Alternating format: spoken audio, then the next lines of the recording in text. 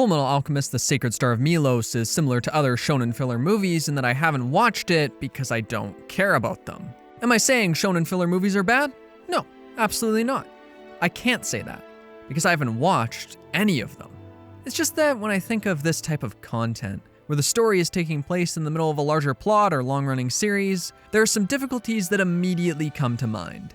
Mainly, not much can change. After all, the characters need to be able to return to the main plot in such a way that people who are only watching the TV series won't even notice that something else happened here. So the characters need to experience something minor enough that it won't change their perspectives or, most likely, even be brought up later. But whatever happens still needs to be engaging enough that the audience is going to enjoy it. That's a hard sell. However, that's not to say that I can't think of a way to make a good filler movie. I mean, if I had to make one, here's how I'd go about it. I'd have the characters travel somewhere that isn't really involved in the main series. The main cast would meet new characters there. They'd then interact with those newbies and impact their lives and alter their perspectives or personalities in some way. And then the main characters would return to wherever they need to be for the main plot of the story. I'm also guessing this is a pretty common way of writing these movies, because this way, the writers have a whole bunch of elements thrown into the mix that the audience doesn't know about, which means that unexpected things can happen. Also, even if they can't alter the main players too much, they can use these new characters as a way to get the audience invested and have a complete, full arc for the film. And at first glance, that's exactly what the Sacred Star of Milos seems to be doing. We begin with the Crichton family, who's booted out of their homeland. Julia and Ashley, the two children in this family, discuss their parents' alchemy research a bit, and then bam! Their parents are brutally murdered. A fine enough start, and a very basic way to get us to care about Julia. Bad things happen to her, she's having a rough time. It makes the audience more likely to sympathize with her. From here, we jump forward in time to Ed and Al, who immediately run into an escaped criminal named Melvin. In his cell, they find a newspaper with a missing picture. What's that picture of? Well, it's none other than Julia. So the boys head off to Table City, where Julia is supposed to be, and the plot begins moving into gear. But it actually doesn't. Instead, we get an action scene on a train, followed by another action scene where Ed and Al chase Melvin through Table City. In and of itself, this isn't a problem. The problem is that I don't know enough about the plot to be invested in the action scenes quite yet, and the action scenes themselves just aren't that enjoyable to me. This is where the movie's presentation comes in. At first glance, it looks pretty nice. It has this sort of Ghibli-esque quality to it, though not nearly as polished. Still, I like the art style, despite the fact that it took a bit of getting used to coming from Brotherhood. So then, what's the matter? Why do I have a problem with it? Well, the direction and storyboarding is a bit all over the place. Will often be pulled far out from the focus of the shot or the scene. Sometimes it even feels like close-ups are missing from the picture. The film also rarely accentuates the character's movement with creative camera angles or shots. Instead, again, the shot will be pulled far away and remain static and move minimally, and the characters just move within that frame. Now, there are a couple fight scenes that don't go this way, where there are more creative and varied shots, and where cuts are used to give extra oomph, and where characters just move with a little more pizzazz. These are also some of my favorite parts of the film because, at the least, they're visually enjoyable. In fact, some of them are really visually enjoyable. As for the more relaxed, chill scenes where characters are just talking, well, the presentation there is also pretty mixed. It's got that same thing as the fight scenes where we're often pulled away from the focal point of the scene, meaning that we can't see the emotions on the characters' faces. Beyond that, there are many of these long, extended shots where multiple characters won't move at all, or if they do move, they look off. There's also a general problem where things just aren't polished up, where there are pretty obvious missing details. The biggest example I can think of is when the characters are swimming through water, and first off, it does not look like they're moving in water, and second, there are no reflections. The water just doesn't have a reflection in it. In addition, there are far too many instances of flashbacks that consist exclusively of still images placed one after another, and those still images don't even look particularly impressive. So yeah, a lot of complaining about the movie already, but unfortunately, this mixed presentation and the action scenes is the highlight of the film for me, because the story and characters are... The central thrust of this narrative is simple. A while back, Kreta invaded Milos and the Milosian people were displaced, left in this valley that was carved out after the invasion. Later, we learned that Kreta was looking for the Star of Milos, which is pretty much a philosopher's stone. However, before they could find it or figure out how to make it, Amestra stepped in and kicked Kreta out of there. Now Julia is working with the people of Milos, who are trying to find some sort of power that will allow them to take back their homeland and get out of this dump of a valley. It's all easy enough to understand, but unfortunately, I never really got an emotional grip on this conflict. Really, I couldn't have been much more distant. Part of this is that the main way the film tries to make us care about these characters is through lengthy exposition dumps, wherein major players will throw in a couple lines about how bad things are down here. While hearing about how bad things are down here can be helpful for us to know that things are in fact bad down here, it's nice to have some more stuff. Of course, we do see trash getting dumped down here, as well as someone getting shot when they try to climb out of this valley, and later, Ed even sees some of the people who have died today. But, even though suffering can start to get me to care, I need more than that to keep caring. I need to see a good deal of these people's personalities. I need to learn more about their culture. I need to see what people like and don't like. I need to see their relationships with one another. Stuff like that. It's important. But there's so little of it to be found here. Even Julia, the character this film focuses on most, is such a nothing person. The main thing I got from it is that everyone loves her for some reason. But her actual personality? The closest thing we get to compelling characterization is this flashback where she wants her brother to take this earring for himself, and that's hardly compelling to me. One of the main issues with her is that she doesn't actually get a conflict.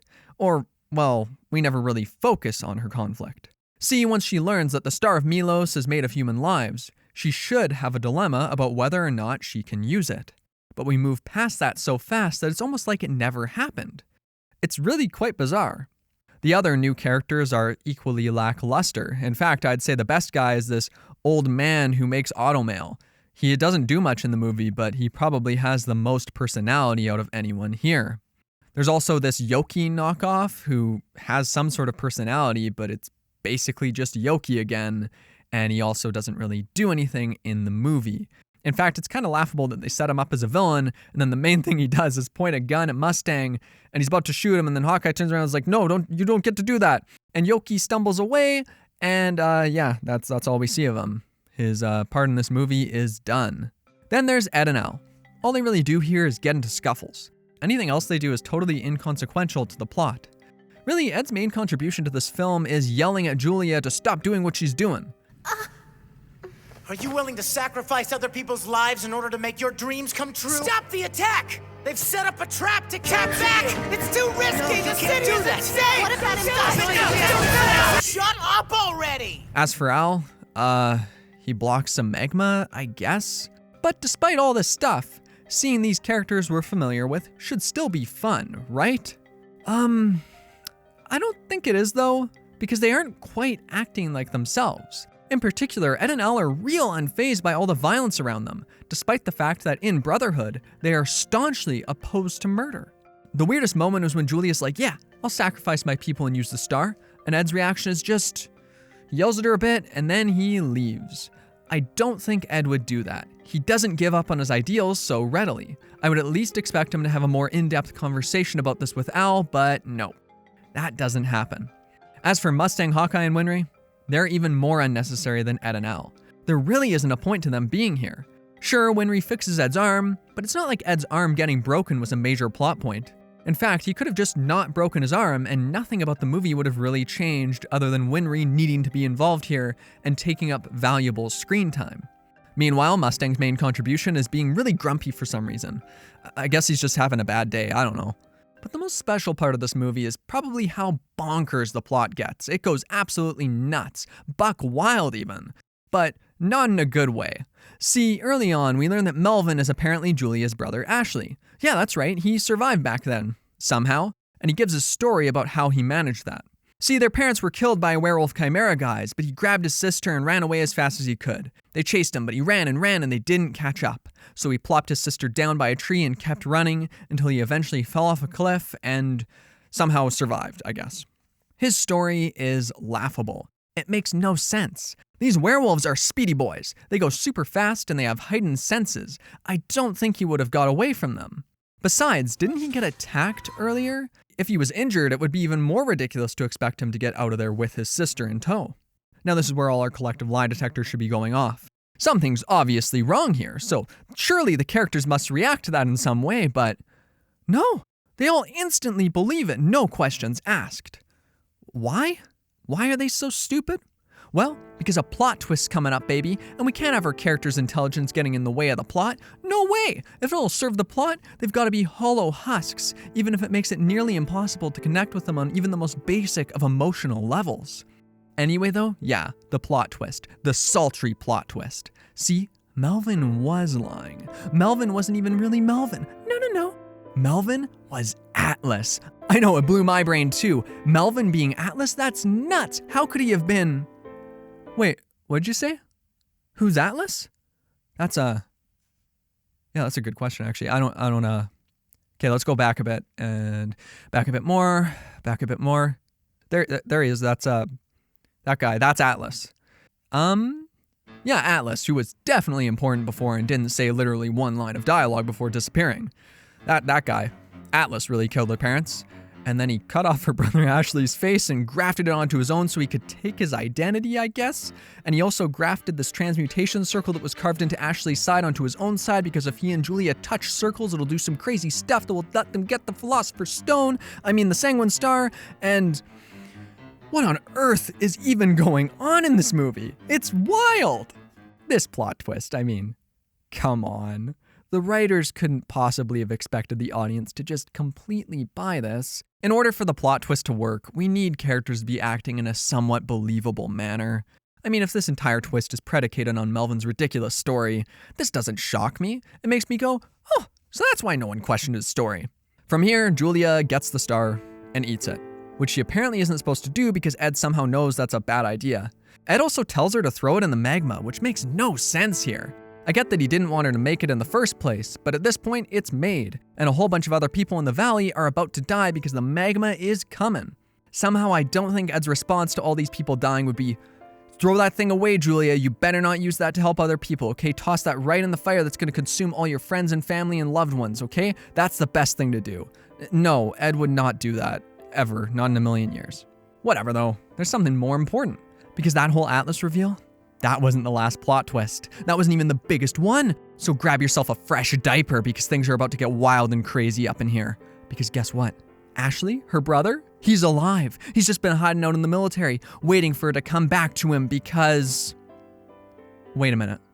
If he was alive, why didn't he ever reach out to his sister? Give her a ring and say, hey sis, I'm alive. Some guy stole my face but didn't kill me for some reason, so you might want to watch out for that, okay? The face thief is coming for you. And he did terrible things to me. Why would he not do that? Why would he just hang out in the military waiting for her? I don't know. I should probably just stop asking questions at this point. Anyway, regardless of how ridiculous this all is, Ashley's back, and he wants to destroy the valley. He doesn't like these people one bit because they were mean to his family back in the day. He also wants to make more stars with his sister for some reason. I guess he's a power-hungry weirdo now too. I don't know why every villain in this movie needs to be a power-hungry weirdo, but there you go, that's that. But yeah, he and Julia fight a bit and do force lightning, and then Julia uses her earring to focus the lightning because symbolism and defeats him, only to find that he was still wearing his earring around his neck. So she decides to heal him up using the star, which allows her to see the portal of truth, I think, which somehow allows her to heal his face. I don't know. I don't even want to attempt to take the logic of this movie and apply it to Brotherhood. I don't think it's going to make too much sense. Regardless of all that stuff though, this should be emotional. This is the emotional crux of the film after all. But here's the problem. I don't even remotely care about either of these characters or their relationship. This movie's wasted every opportunity to get me to care with an exposition dump, or a dumb plot point, or a total lack of characterization, or skimming over the most major conflicts in the story for Julia, so none of this even matters to me the slightest bit at the moment.